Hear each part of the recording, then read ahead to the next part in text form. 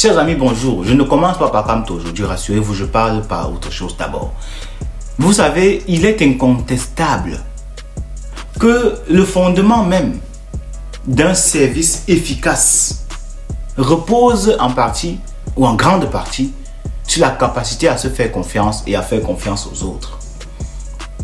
J'ai été maintes fois, malheureusement, surpris de voir des personnes qui avaient du potentiel, voire le potentiel même de devenir des symboles nationaux, perdre confiance en elles et en d'autres personnes. C'est une pensée qui est très intéressante quand on l'approfondit. C'est pour ça d'ailleurs que je vous la propose aujourd'hui. Qui manque de confiance en soi n'aura pas la confiance des autres. Il y a donc deux formes de confiance. La confiance en soi et la confiance en l'autre. Vous allez comprendre pourquoi je vous dis cela. C'est une réalité qui m'a particulièrement frappé lors de la recherche, la conception de la vidéo que vous suivez à ce moment. La confiance en soi, c'est la confiance du citoyen lui-même. La confiance en l'autre, la confiance du gouvernement vis-à-vis du citoyen. L'idée que la confiance est une notion individuelle pourrait donc sembler ici plausible. Restreinte à chacun et à chaque sphère familiale peut-être. Il est crucial de réaliser à quel point la confiance ou l'absence de confiance peut influencer, voire la vie de quelqu'un et même une nation tout entière. Prenons donc un exemple. L'exemple flagrant de la Silicon Valley. Un territoire façonné par la confiance, une sorte de nation nichée dans une nation. En comparaison, prenons le Cameroun, notre Cameroun natal, et son contexte électoral actuel. Maurice Kamto, avec son appel à contribution pour la convention ordinaire et le soutien aux prisonniers politiques, incarne cet esprit de confiance en soi déjà et en la capacité collective de la nation. Il appelle le peuple à agir. En France,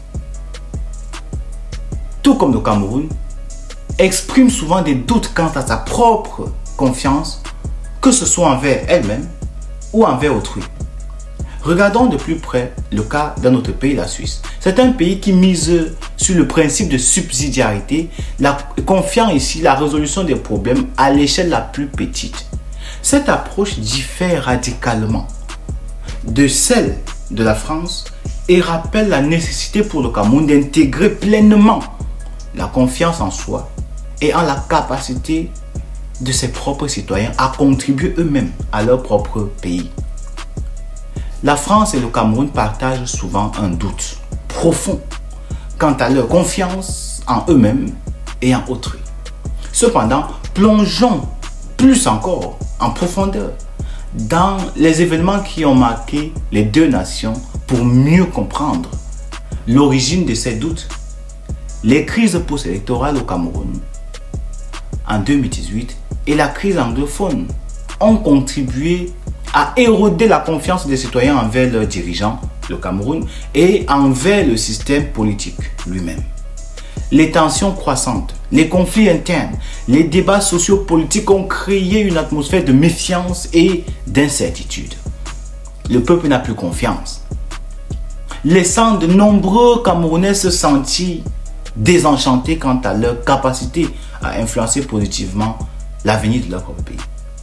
De l'autre côté de l'océan, la France a connu ses propres bouleversements. Les mouvements des Gilets jaunes ont révélé un profond malaise socio-économique et une méfiance envers les décideurs politiques.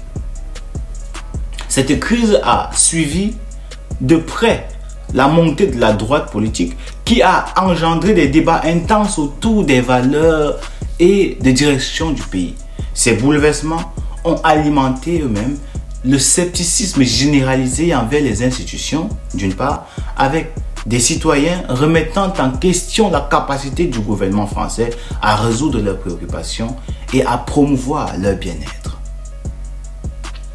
Le contexte de la France-Afrique, avec ses complexités historiques et géopolitiques, a également laissé une cicatrice dans la relation entre les deux pays. Les soupçons de néocolonialisme et d'ingérence de la part de la France ont créé un sentiment d'animosité chez certains Camerounais. Les notions de confiance et de souveraineté sont devenues des enjeux cruciaux dans cette relation complexe. En contraste, la Suisse présente une approche différente. Il faut s'en inspirer. Symbolisé par son principe de subsidiarité, le concept met en avant la nécessité de faire confiance aux citoyens et aux acteurs locaux pour résoudre les problèmes à petite échelle, plutôt que de tout concentrer au niveau gouvernemental, la concentration. Cette approche favorise l'implication active des individus dans le processus de développement, renforçant ainsi leur confiance en leur propre capacité à contribuer positivement. Dans ce contexte, la confiance en soi et autrui devient effectivement le moteur essentiel du progrès. Cela implique de restaurer la confiance entre les citoyens et leurs dirigeants, ainsi qu'entre les différentes parties prenantes d'une nation, les partis politiques et consorts. En embrassant une mentalité de confiance, le Cameroun pourrait potentiellement surmonter les divisions internes, les crises persistantes pour se tourner vers un avenir de développement où le développement sera plus stable. En conclusion, la relation entre confiance et progrès est complexe et multifacette.